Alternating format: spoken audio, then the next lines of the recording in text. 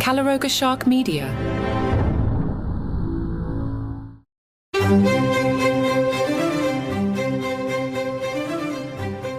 Hello and welcome to Palace Intrigue. I am your host, Mark Francis. This will be a busy week for the royals. Tomorrow, Kate is expected to appear. Also out tomorrow, the German documentary about Harry and Meghan. Then on Wednesday, Meghan is expected to attend a glamorous Hollywood event in Beverly Hills, celebrating her friend Tyler Perry, who is being honoured with the Paley Honors Award. Harry will be in New York, where he's scheduled to speak at the Times DealBook Conference. Friday is Kate's Christmas concert.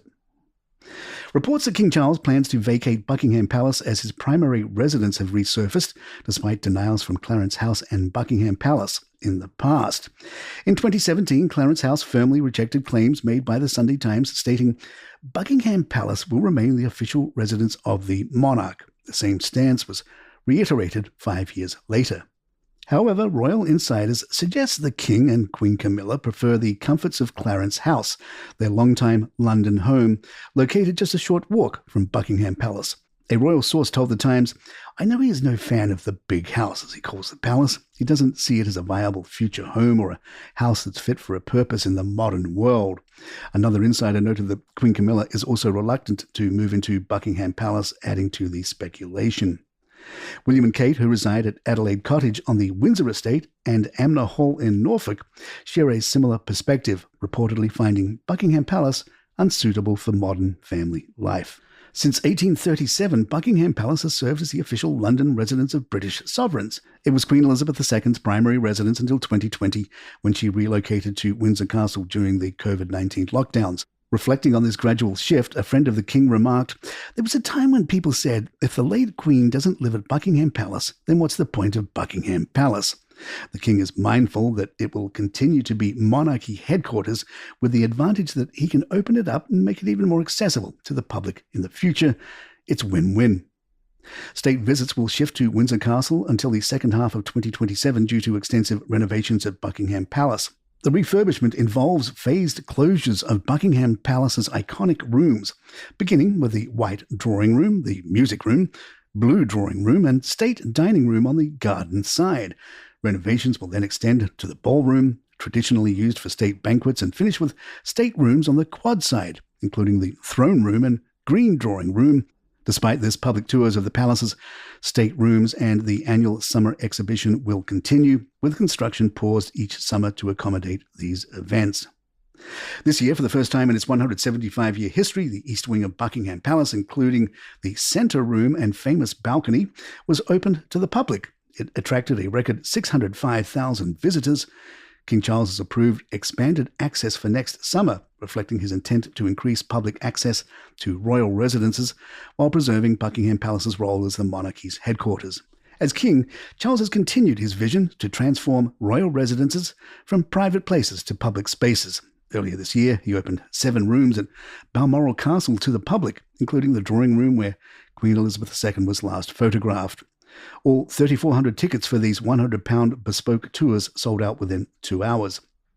Funding for the final phase of Buckingham Palace's renovations will come from a temporary increase in the sovereign grant.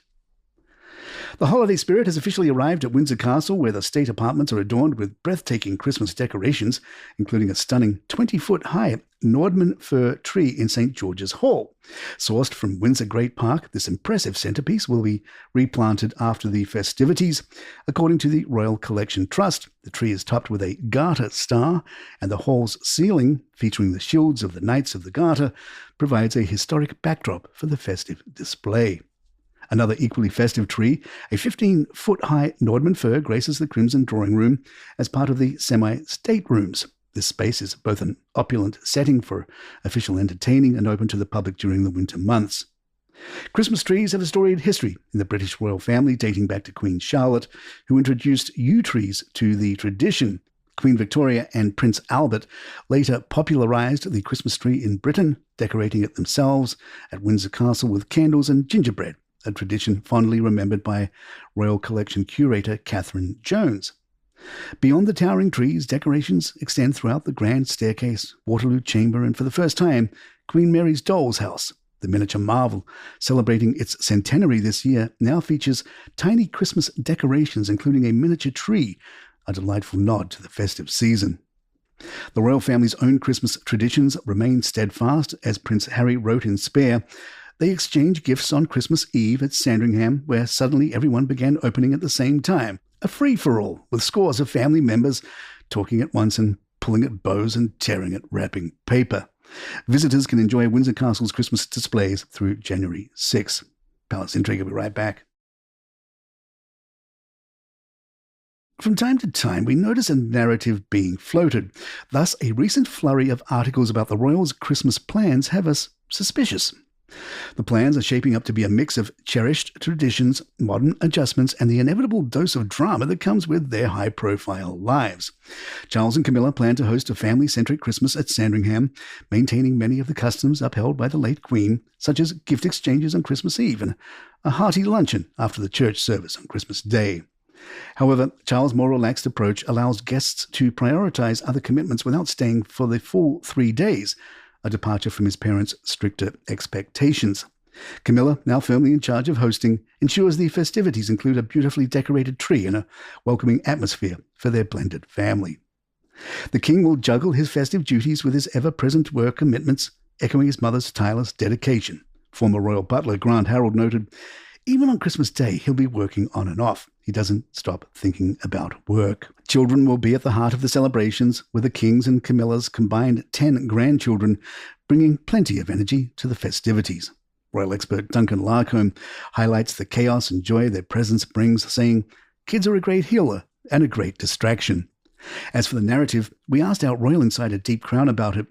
Deep Crown tells us, when multiple outlets simultaneously carry detailed royal stories like this, it typically signals a coordinated communications effort from the palace. In this case, the narrative being carefully crafted appears to emphasize both continuity and evolution, showing Charles as a dutiful son maintaining beloved traditions while thoughtfully modernizing them. The mentions of him working through Christmas, just like his mother did, directly position him as a worthy successor carrying forward Elizabeth's legacy of dedication. The extensive focus on children, family, healing, and blended celebrations is particularly telling. By highlighting the joyful chaos of grandchildren and Camilla's successful integration of her family, the palace is painting a picture of a warm, functional, modern family, one that's moving forward despite well-publicized fractures. The brief, matter-of-fact mention of Harry and Meghan's absence serves to normalize their non-attendance, while subtly reinforcing who is and isn't within the fold of the working royals. And there you have it. If you'd like to email us, our address is thepalaceintrigue@gmail.com. Please follow us on Spotify, Apple, or the app of your choice, and leave us some stars or a review if you're enjoying the show.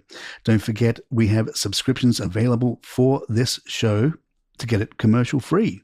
And you can get this along with hundreds of others from Calaroga Shark Media, including a lot of Christmas shows from romance to the paranormal and ghosts and murder mysteries, and they're all Christmas-themed. You can check out those at Calaroga Shark Media. The details are in the show notes. I'm Mark Francis. My thanks to John McDermott. This is Palace Intrigue, and good turns.